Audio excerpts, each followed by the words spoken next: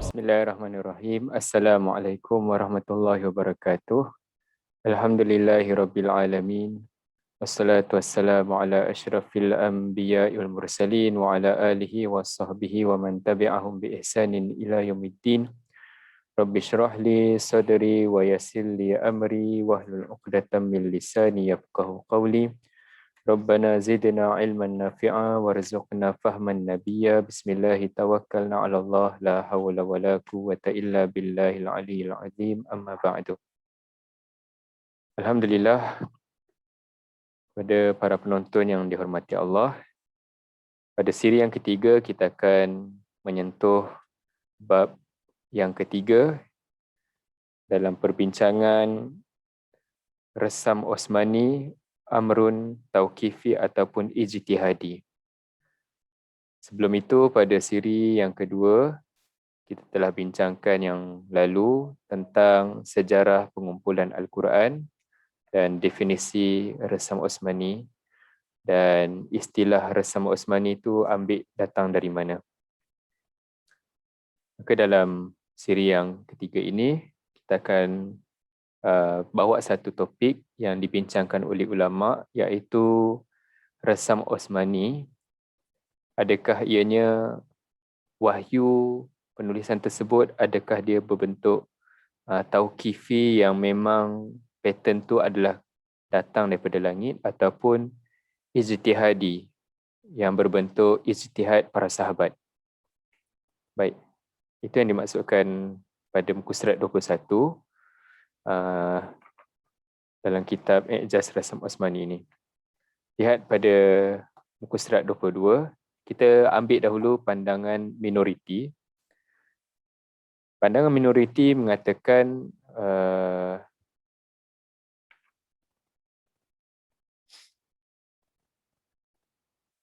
Resam Osmani ini ataupun penulisan penulisan ayat-ayat Al-Quran bukanlah satu ketetapan ilahi. Bahkan ianya adalah susunan para sahabat yang bertugas sebagai penulis wahyu, iaitu Zaid bin Sabit lah, bagi meraihkan bentuk bacaan qiraat yang sedang berselisih ketika itu. Itu pandangan minoriti. Antara yang mendukung pandangan ini, seperti mana muka surat 23, perenggan yang berwarna ungu itu, kata-kata Ibn Khaldun yang menegaskan dalam mukaddimah dia, khot penulisan Arab di zaman awal Islam para sahabat radhiyallahu anhum masih belum sampai kepada tahap yang tinggi sama ada dari segi kehalusan, ketekunan dan keelokannya. Okey. Bahkan tahap pertengahan sekalipun. Okey, jadi Ibn Khaldun cuba memberitahu kepada kita bahawasanya penulisan yang ada di dalam Al-Quran belum sampai kepada tahap yang sempurna. Kalau kita boleh bersetuju daripada satu aspek, iaitu mungkin maksud Ibn Khaldun ini ialah tulisan Arab ketika itu belum ada titik, belum ada baris seperti mana yang sampai pada kita pada hari ini. Tetapi kalau dia menyentuh daripada aspek kesalahan ataupun yang perbezaan di antara Resam Osmani dengan Resam Imla'i, kita akan jawab selepas ini. Cuba lihat situasi itu ada di dalam penulisan Al-Quran. Mereka yang tidak menepati keelokan, lantas tulisan mereka menyalahi banyak perkara, surat 24, dari segi tulisan di sisi ahlinya. Dia cuba mengatakan penulisan Al-Quran salah jika dibandingkan dengan penulisan Arab standard yang seperti mana yang digunakan pakai oleh orang pendeta-pendeta bahasa, ahli-ahli bahasa yang ada di ketika itu. Okey, itu kata Ibn Khaldun. Antara yang lain seperti Al-Farra' dalam kitabnya Ma'ani Al-Quran menyatakan dengan lebih agresif ataupun ketara dalam menyatakan penulisan Quran adalah salah, seperti mana kata beliau, demikian mereka penulis wahyu hampir tidak mengekalkan cara menulis di atas satu bentuk sahaja. Setengah tempat ditulis ba sin mim, setengah tempat ditulis ba alif sin mim. Sebut sama, bismillah, bismirab kan, sama, tapi penulisan tu nampak tak sekata di pendapat Al-Farra' lah. Lihat saja mereka tulis fama tughnin nuzur, tanpa ya pada tughni itu, pada tughni itu tak ada ya. Tetapi pada ayat yang di lain, wama tughnil ayat wan nuzur, ada pula ya. Tu. Jadi dikata Al-Farra' kata itulah seburuk-buruk ejaan orang terdahulu. Ni agak macam ketara dengan mengatakan bahawa sini penulisan para sahabat salah. Saya ambil kalam asal dia dalam bahasa Arab, wa huwa min su'i hijail awwalina. Saya takut nanti orang kata terjemahan saya salah, kan?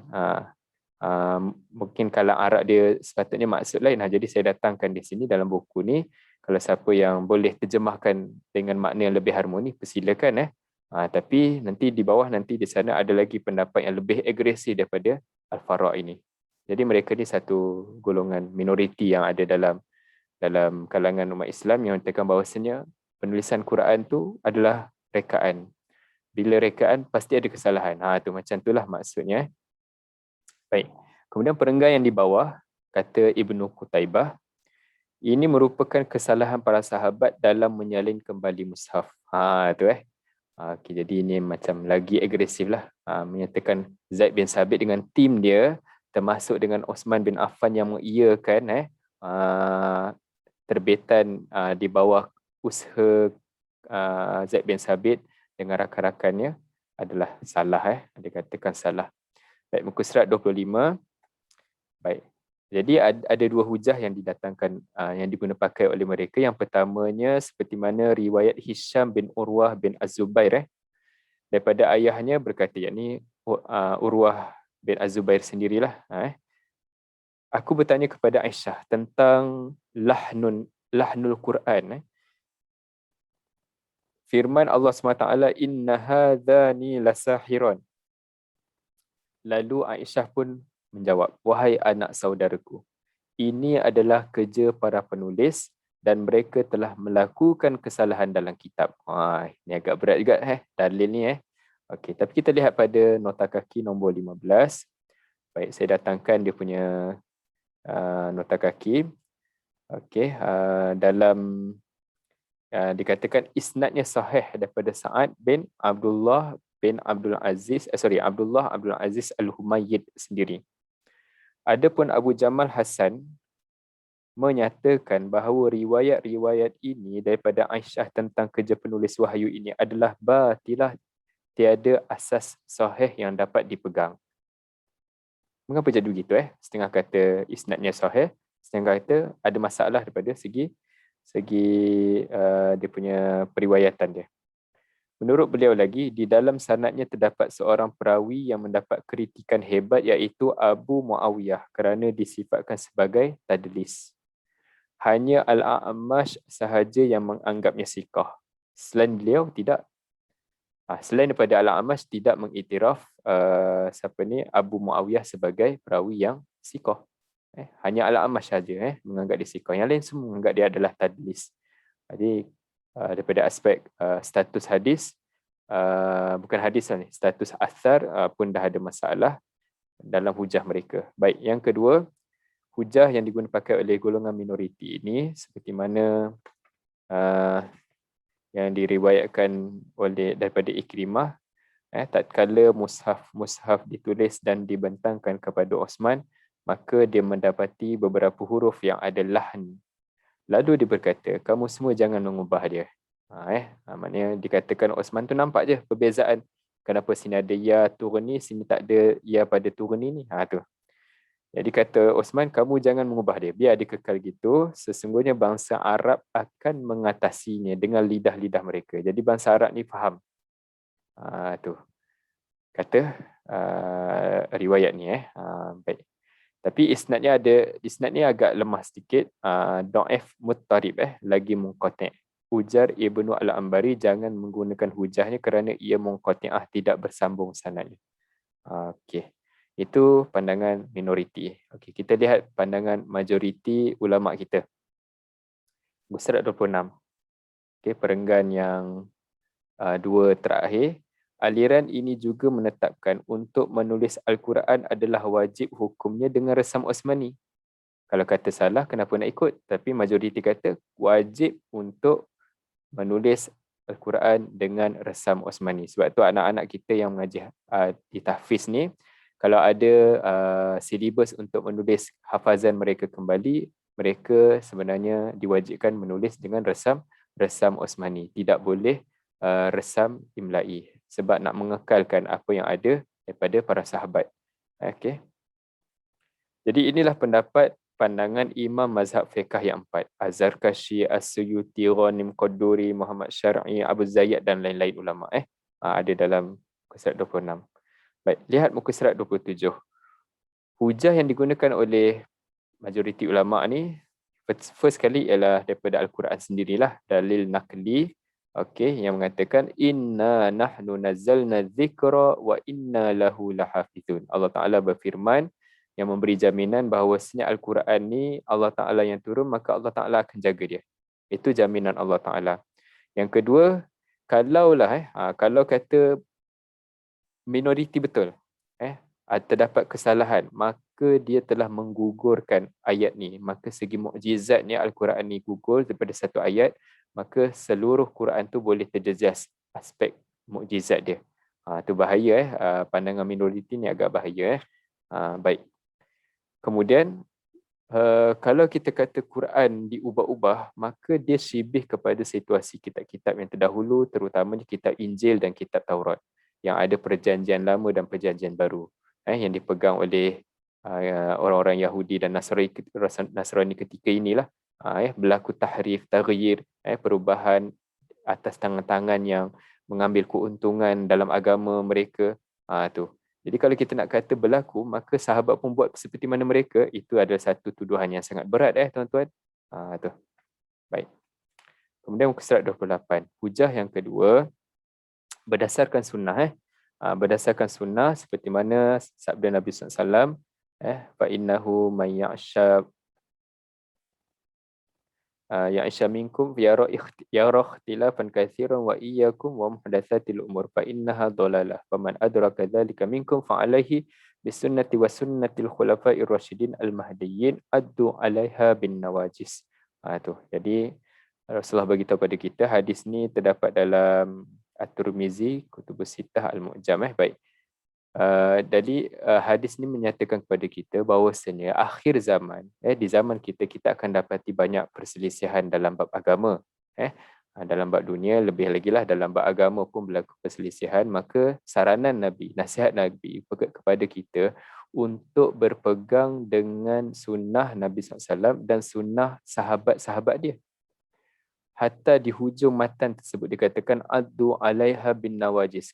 Kalau sampai tahap tangan pun dah kudung, kaki pun dah tak boleh nak kait apa-apa, maka gigitlah dengan gigi garham.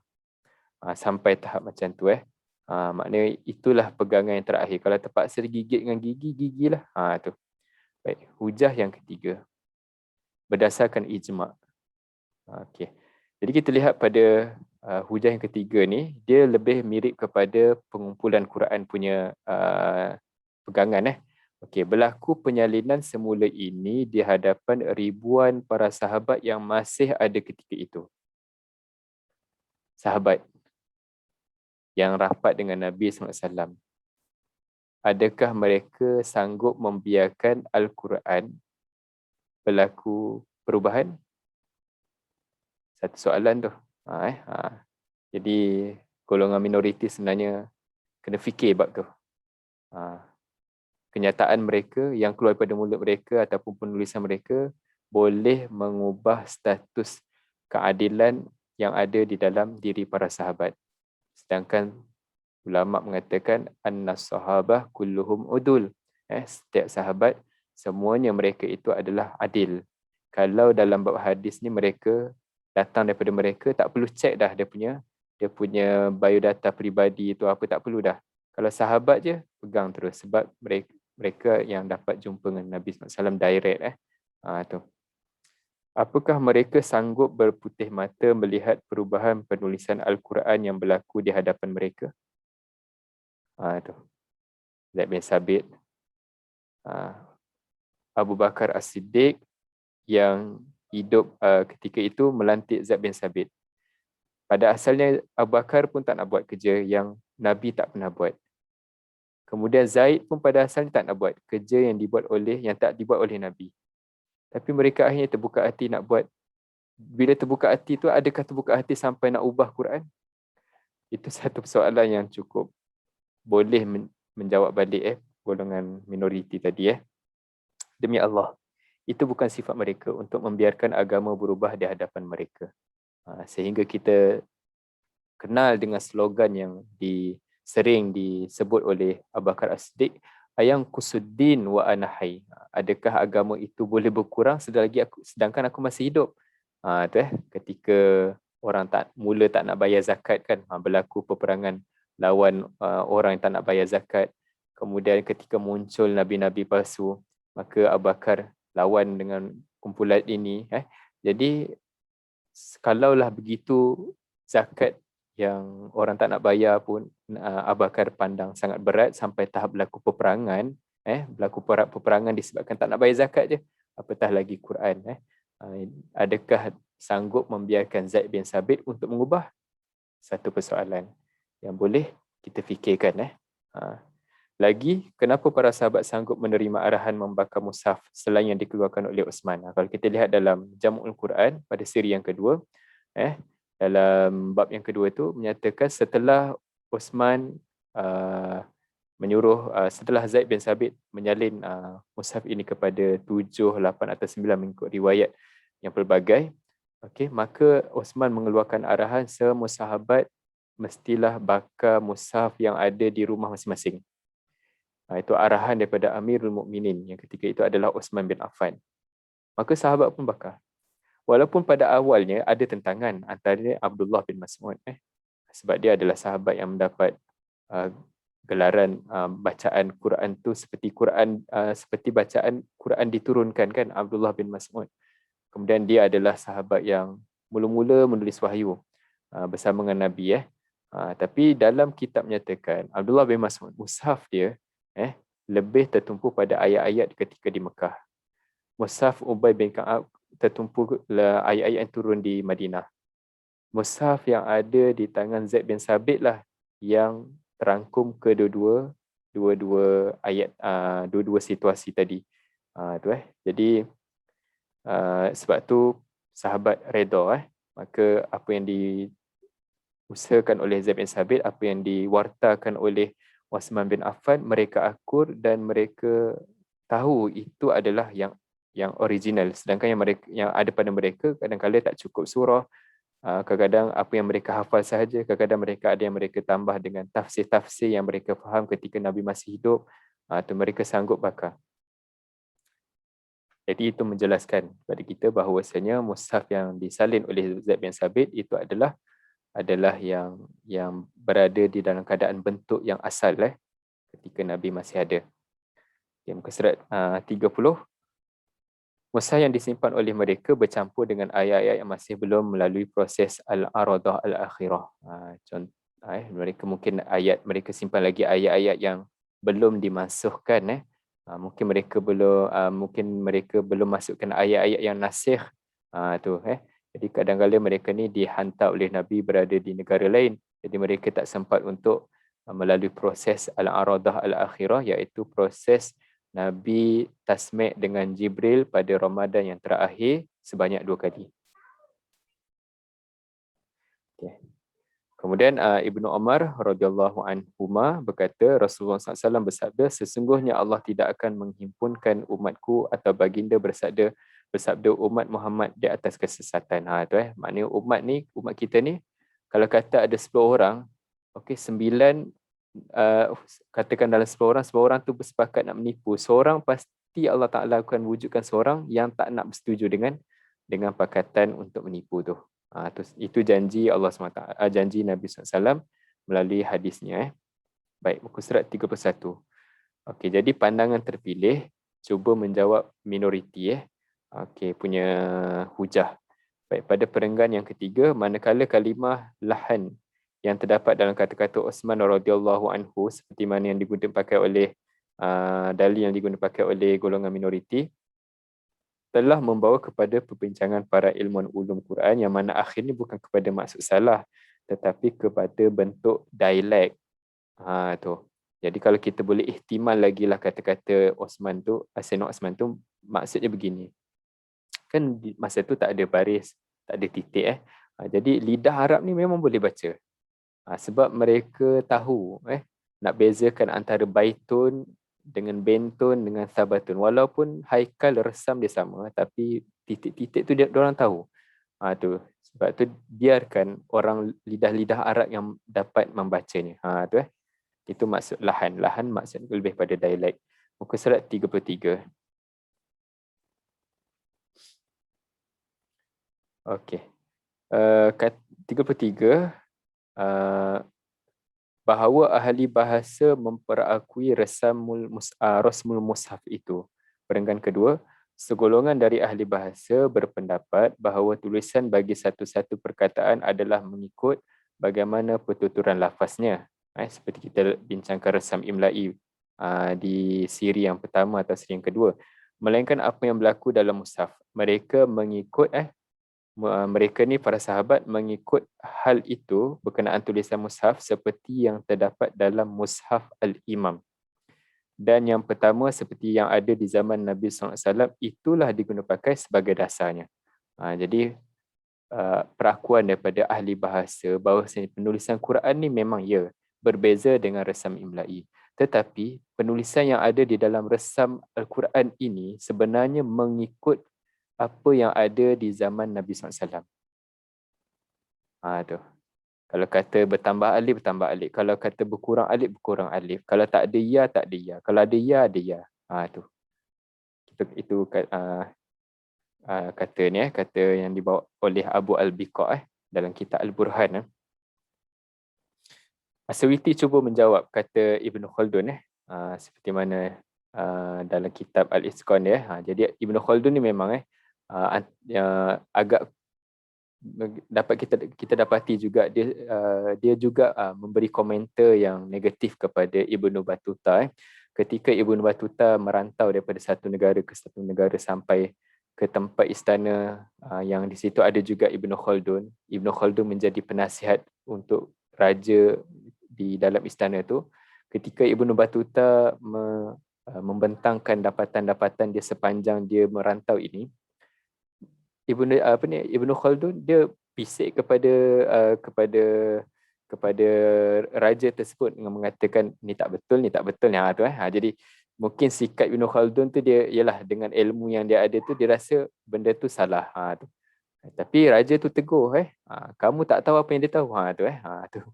Maknanya raja pun tahu Ibnu Khaldun ni dia mungkin dia lantang sedikit dalam ilmu yang dia tahu begini tapi yang Ibnu Battuta sebut benda lain kan tu. Kamu tak alami apa yang dia alami tu macam tu. Kamu tak merantau seperti yang dia merantau tu. Teguran juga. Jadi kita tahu attitude sikap yang ada pada Ibnu Khaldun Jadi Sayuti cuba menjawab Ibnu Khaldun punya kenyataan bagaimana para sahabat pertama dianggap membuat salah dalam perkataan Quran. Padahal mereka adalah golongan fusaha yang terulung. Kita katakan pendeta-pendeta bahasa tu antaranya para sahabat Nabi. Tu. Mereka pandai menulis, mereka juga pandai bahasa. Tu. Macam mana kamu boleh kata benda salah padahal kan mereka kan pendeta bahasa juga. Tu. Jadi fikirlah, fikir sendiri. Kamu nak cakap tu fikir dulu. Baik. Kemudian pada muka surat 34 kita masuk kepada satu subtopik yang baru iaitu setelah terjawab menyatakan bahawasanya resam Osman itu memang adalah asal daripada Nabi. Kita dah cuba jawab dekat situ. Kemudian di bahagian kedua pada bab yang ketiga ini kita nak tanya satu soalan. Bila ada beza resam Osmani dengan resam imla'i, adakah wujud mukjizat? Tu. Kalau tak wujud mukjizat, apa tujuan dia? Lebih kurang. Jadi manusia ni biasalah dia akan tanya kan. Dia akan tanya kenapa ada hikmah ke? Lebih kurang macam tu kan. Kenapa macam ni, ada hikmah ke? Kenapa ada syariat macam ni, ada hikmah dia ke? Jadi manusia iman macam kita ni, iman yang rendah ni, kita sentiasa mencari hikmah. Kalau iman Abu Bakar As-Siddiq terima je kan, tak payah tanya kan. Nabi tak cakap pun dia dah mengiyakan. Itulah maksud tasdik Abu Bakar As-Siddiq. Jadi adakah wujud mukjizat dalam rasam Utsmani? Okey, jadi kita bawa pandangan-pandangan ulama. Okey, jadi kita bahagiakan kepada dua golongan lah. Golongan pertama yang mengatakan tak ada. Seperti mana golongan Mu'tazilah pada muka surat 34. Okey. Sebelum saya bawa pandangan golongan pertama ni, saya nak share dulu dapatan tesis saya.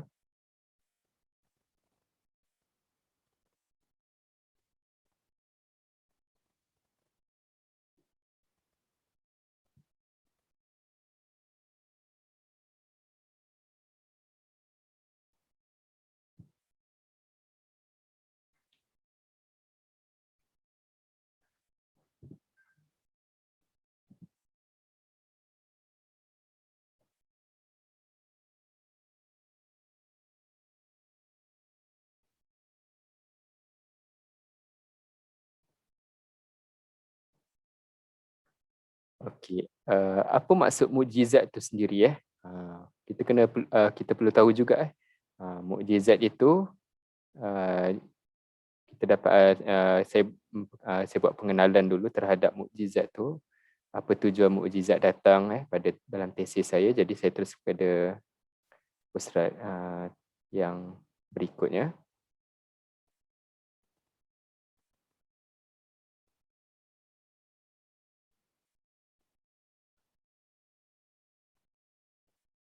Okey. Jadi dalam As-Suyuti menyatakan kebanyakan mukjizat Bani Israel, mereka memang banyak rasul yang datang tapi kebanyakan mukjizat yang datang adalah berbentuk hisiah yang boleh dikesan melalui panca indera. Okey, seperti mata, telinga. Jadi berbentuk dapat dilihat dengan panca indera. Okey, disebabkan ni kata As-Suyuti saya nukil saja disebabkan sifat dungu dan enggan berfikir mereka. Jadi mukjizat yang datang adalah berbentuk hisiah. Manakala kebanyakan mukjizat umat ini, iaitu umat Nabi Muhammad SAW, berbentuk akliyah yang dapat dikesan dengan cara berfikir kerana kecerdikan mereka yang tinggi, kesempurnaan pemahaman dan syariat ini perlu kekal sepanjang zaman hingga hari kiamat menjelma. Kalaulah Nabi Muhammad SAW dibekalkan dengan mukjizat berbentuk hisiah sahaja, maka apa yang umat akhir zaman yang tak jumpa dengan Nabi nak pegang. Jadi sebab tu Al-Quran datang sebagai mukjizat yang kubra, mukjizat uzma yang boleh dipegang oleh umatnya sampai akhir zaman. Jadi mukjizat-mukjizat ni ialah berbentuk datangnya bertujuan untuk membenarkan apa yang dibawa oleh para rasul. Jadi setiap para rasul ni dia datang dua perkara dia bawa. Satunya dia bawa al-bayyinat, keterangan tentang untuk menyembah Allah Ta'ala. Yang kedua bisultani mubin, dia datang tu Allah Ta'ala bekalkan kepada mereka ni mukjizat. Dan mukjizatnya biasa mengatasi ilmu yang ada ketika itu. Kalaulah di zaman Nabi Musa ilmu sihir yang banyak yang berbaharajelela di kerajaan Firaun itu, sesiapa yang ada ilmu sihir yang tinggi sikit maka dia dapat jawatan yang tinggi. Maka mukjizat Nabi Musa pun berbentuk demikian. Nabi Isa hidup di tengah-tengah masyarakat yang sedang ta'assub dengan ilmu perubatan, boleh mengubah itu, boleh mengubah ini, maka mukjizat Nabi Isa pun datang dalam bentuk mirip-mirip perubatan. Tapi bila mukjizat tu dia mengatasilah. Kalau mereka boleh menyembuhkan orang yang buta, mukjizat Nabi Musa pun boleh menyembuhkan orang buta. Tapi buta mereka tu buta yang kemudian, maknanya lahir tu celik, buta tu kemudian. Nabi Isa boleh menyembuhkan buta yang memang semenjak lahir dah buta. Tu. Jadi mukjizat dia sentiasa mengatasi ilmu yang ada di dalam masyarakat ketika itu. Begitu juga dengan Al-Quran datang ketika bahasa Arab berada di kemuncak seperti mana kita sebut dalam siri yang lepas. Maka Al-Quran bahasa dia lebih indah daripada apa yang mereka fikir selama ni. Tu mereka tak pernah fikir pun, akhirnya Al-Quran tu memberikan bahasa yang lebih cantik. Hatta dalam bilik-bilik kuliah bahasa Arab pun mengambil kaedah-kaedah mempelajari kaedah-kaedah yang ada di dalam Al-Quran tu. Untuk dijadikan sebagai tapak untuk mereka menggunakan bahasa Arab.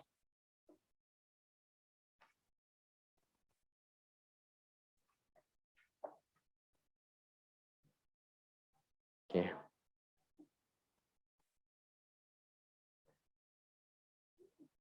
Jadi dalam 25 ni ada definisi dia lah.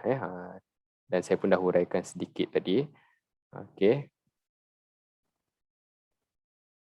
Okey, masuk balik ke buku, muka surat 34. Golongan Mu'tazilah kata keseluruhan Quran. Mesti keseluruhan Quran. Kalau nak menggambarkan mukjizat Quran dia mesti keseluruhan. Maknanya tak boleh ambil sikit-sikit. Satu surah pun tak boleh. Baik. Kemudian Az-Zarkashi kata kadar untuk mukjizat paling rendah adalah sebuah cerita lah.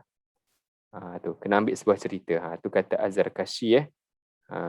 Dia datangkan dalil falyatu bihaditsin mithlihi in kanu sadiqin. Jadi hadis kat situ ulama tafsir pula. Hadis kat situ maksudnya keseluruhan Quran, bukan satu cerita. Tu. Baik. Kemudian muka surat 36 nombor 3, sebahagian ulama kata surah yang pendek sekalipun. Apa yang paling pendek? Inna a'tainakal kautsar. Qul huwallahu ahad. Okey, kena satu surah tu baru dia boleh ada mukjizat dia. Okey, pendapat yang keempat kata satu ayat pun dah boleh. Asalkan dia dengan memadai satu ayat, asalkan dia panjang. Itu je. Itu yang lebih kecil sedikit dia punya kadar minima dia. Okey, manakala golongan yang kedua, saya datangkan juga. Golongan kedua ni sebenarnya rentetan je, sambungan, tapi saya pisahkan supaya nak nampakkan bahawasanya yang golongan pertama tu nampak macam Quran tu kena jumlah yang besar baru kita nampak. Sedangkan yang golongan kedua ni sebenarnya sekecil-kecil, sehalus-halus yang ada dalam Quran pun sebenarnya boleh kita anggap sebagai mukjizat. Okey, jika ditenung. Berdasarkan pendapat As-Suyuti tadilah, Quran datang sebagai mukjizat akliyah untuk umat ini yang cerdik. Baik. Jadi nombor satu, ulama kata, okey, ni ada hadis dia. Kata Nabi SAW, ulama tidak akan merasa puas dengannya, yakni Al-Quran, kemanisannya tidak pernah sirna sekalipun diulang banyak kali. Dan keajaibannya tidak akan terhenti. Okey.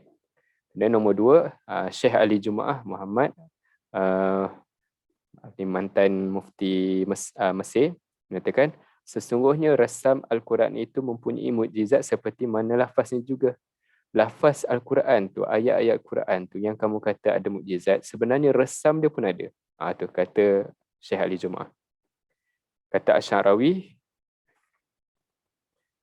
mempunyai mukjizat pada resam dan pecahannya. Maknanya resam, pecah-pecah, maknanya kalau pecah-pecahan tu ada mukjizat dia pun ada.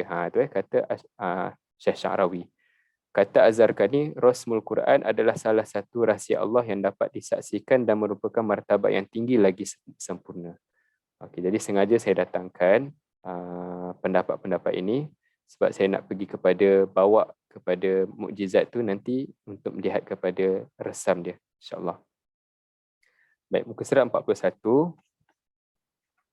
Okey, kaedah resam Osmani yang mahu dicungkil mukjizatnya. Bila kita dah tahu, okey, rupanya resam pun boleh datang sebagai mukjizat kalau kita tenung, kalau kita tadabbur, kalau kita renung dia.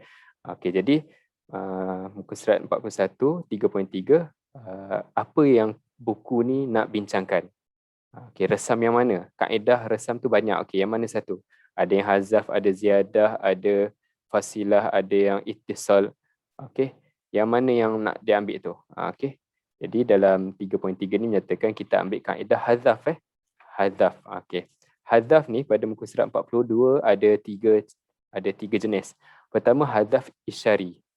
Okey, hazful isyarah ni dia menunjukkan pembuangan tersebut merupakan pembuangan huruf di dalam satu-satu kalimah itu menunjukkan ada beberapa qiraat. Contohnya Maliki Yaumiddin tadi Maliki Yaumiddin dengan Maliki Yaumiddin boleh dibaca dalam bentuk mim lam kaf. Dua-dua qiraat boleh baca. Contoh lagi yang lain, as-sabiin. As-sabiin saya tulis kat sini. Okay.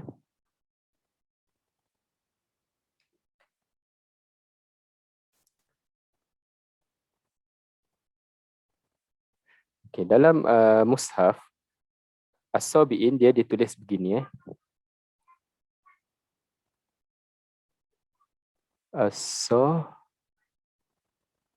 Okay. Okay, Hamzah tu menumpang pada ba. Bila dia menumpang pada ba, orang yang baca dengan as-sabiin boleh baca sebab boleh ihtimalkan Hamzah ni menumpang pada ba. Orang yang baca qiraat yang baca dengan as-sabin pun boleh baca sebab resam dia memang ada huruf rumah untuk ba sahaja. Tu pada hakikatnya ini alif kecil lah. Baik, pada asal resam imla'i dia begini. As-sabiin. Ba ada rumah, Hamzah pun kena ada rumah sendiri, baru ya dengan nun. Tu.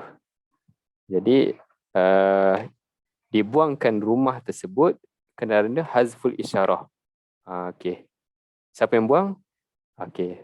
Bukan sahabat perekaan sahabat tidak kita nak menjelaskan sahaja penulisan Quran yang turun pada Nabi ni macam mana dia punya pattern dia maknanya ada hazful isyarah okey, yang menunjukkan di sana ada qiraat yang lain. Baik, yang kedua, hazful ikhtisar.